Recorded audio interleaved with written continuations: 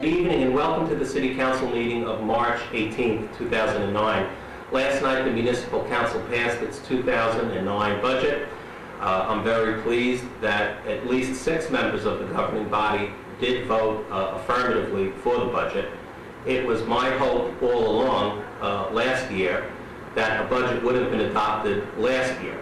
I have said repeatedly that because of the failure to adopt the budget last year, caused over $24.5 million to be raised in additional taxation because of not collecting the taxes from the statutory year in question. We had to also collect the $6.6 million reserved for uncollected taxes. The two combined close to $31 million worth of taxpayer money that had to be put into this budget, which would not have been put in if not for the failure to adopt the budget last year. Next year, those costs go away. Next year, the spending plan to the city is $90 million in the vicinity, thereabouts. I have said repeatedly that our spending plan last year was around $90 million, and it would have been far better off for the underfunding that was associated with my administration. We should have made an application to the state of New Jersey, the local finance board, and asked the state of New Jersey how it best to spread out the underfunding and in a way that would have been sensitive to the taxpayers of Hoboken. As you know, this year, the underfunding was spread out over a 7-year period, and that is granted for cities that are under state supervision. There are other techniques, including supervision, that the city of Hoboken could have applied for without the need of defeating the budget. So when the budget was defeated, $24 million plus $6.5 million had to be collected, $31 million thereabouts in taxpayer money had to be collected painfully this year because of the failure to adopt the budget. I want to thank those council people that supported the budget. There were 4 council people right along that voted affirmatively: Councilman Giacchi, Councilman Camerano, Councilwoman LaBruno, and Councilman Ramos. Those 4 council people repeatedly have voted for the budget. They repeatedly voted in a way that would have resulted in a far lower budget this year. The tax increase would have been far less. That is indisputable. That argument today is beyond dispute. That the $30 million would not have had to be raised.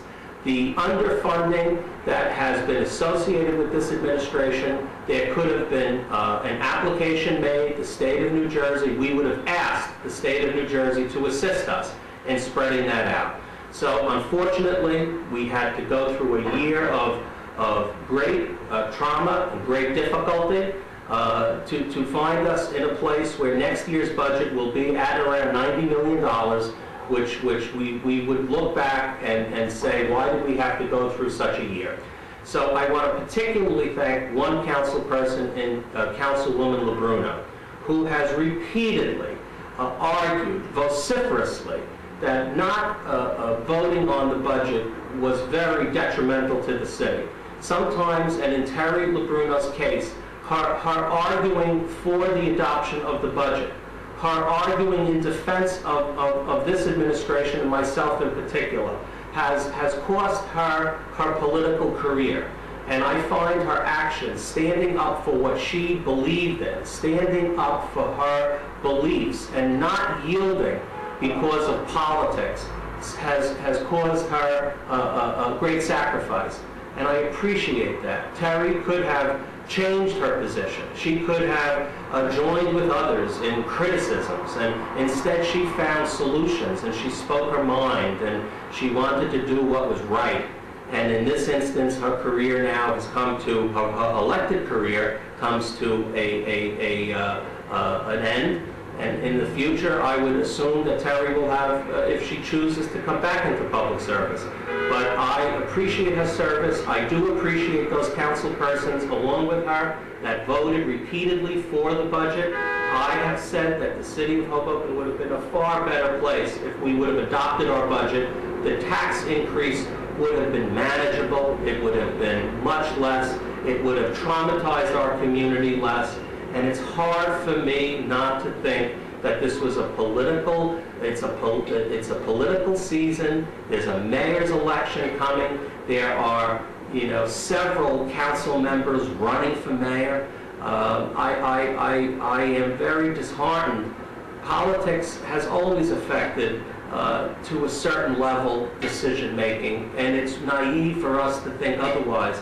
But it troubles me when the level of politics is so great that a municipal budget gets defeated. An entire community goes through a 47% tax increase, and when it is now determined that could have been avoided, it's very painful to have to. I've said that before. I repeat what I'm saying to you, and let's look for a brighter future. Let's all agree never to do this again. Let's never have a situation where we allow the competitiveness and the politics of the moment to do something that would have an adverse effect on our community. Mistakes do get made. When good people come forward, they should be corrected, and then we move forward. But taking such catastrophic measures hurt our community, and there are people that have found it very difficult to be able to afford the level of increase that we had to go through. So I appreciate last night the affirmative votes on passing a budget. I look forward to next year's budget being in the vicinity of $90 million. I look forward to the tax levy coming down considerably. And again, let's never have a situation where we allow partisanship and politics to enter into the budget process. Thank you very much.